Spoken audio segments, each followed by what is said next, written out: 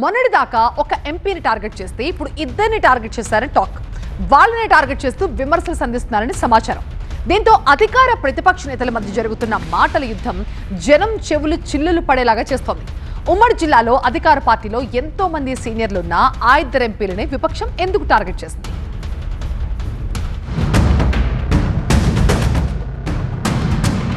Target ఆ ఇద్దరు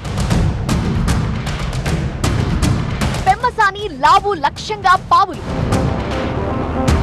వైసీపీకి డబుల్ ట్రబుల్ గా మారారా? జిల్లాలో టీడీపీ పవర్ సెంటర్లు వాళ్లేనా? రాజకీయ బరి, ఎంపీలపై గురి. పెమ్మసాని చంద్రశేఖర్ రాజకీయాలకు కొత్త.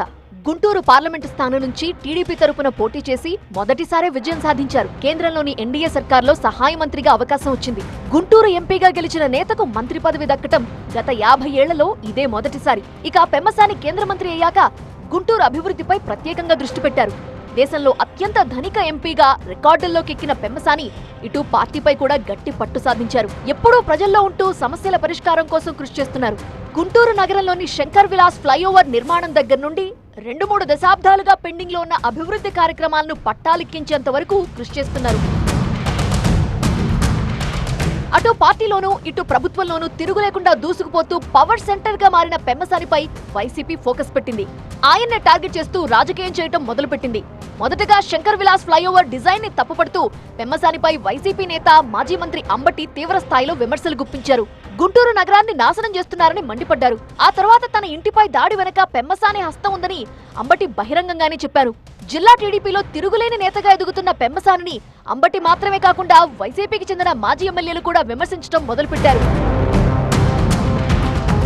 గుంటూరు పార్లమెంటు స్థానం పరిధిలో టీడీపీ నుంచి మొదటిసారి గెలిచిన ఎమ్మెల్యేలు 3 మరోవైపు మంత్రులుగా ఉన్న నారా లోకేష్, నాదెండ్ల మనోహర్ జిల్లా రాజకీయాల్లో పెద్దగా జోక్యం చేసుకోవటం లేదు.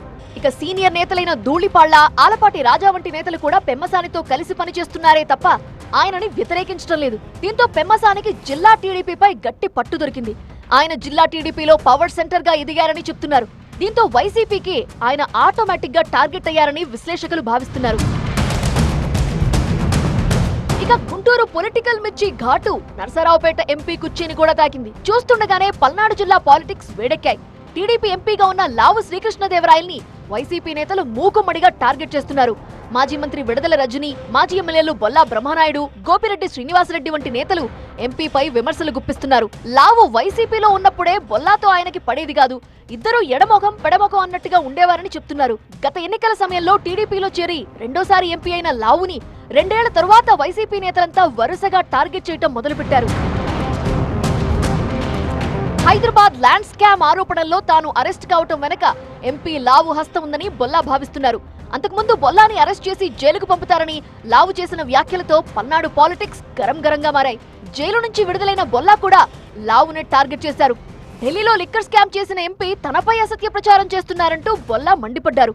అదే టైంలో విడుదల రజని కూడా ఎంపీని టార్గెట్ చేస్తూ విమర్శలు గుప్పించారు. ఇటు పల్నాడు జిల్లా వైసీపీకి వర్కింగ్ ప్రెసిడెంట్ గా ఉన్న గోపిరెడ్డి కూడా ఎంపీపై విమర్శలు గుప్పిస్తున్నారు. తప్పుడు కేసులు పెట్టించి వైసీపీ నేతల్ని ఇబ్బందులు పెడుతున్నారని ఆగ్రహం వ్యక్తం చేశారు.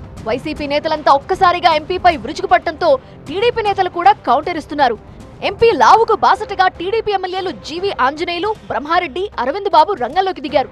తప్పులు చేయడం, అలా చేసిన వాళ్ళని వెనకేసుకు రావడం వైసీపీ నేతలకి అలవాటి అంటూ టీడీపీ నేతలు కౌంటర్ ఇస్తున్నారు. దీంతో పల్నాడులో కూడా ఎంపీ చుట్టూనే రాజకీయం తిరుగుతోంది. యంగ్ అండ్ డైనమిక్ లీడర్లుగా పేరు తెచ్చుకున్న ఇద్దరు టీడీపీ ఎంపీలను వైసీపీ ఒకేసారి వ్యూహాత్మకంగా టార్గెట్ చేయడంపై పొలిటికల్ సర్కిల్స్ లో చర్చ జరుగుతోందట.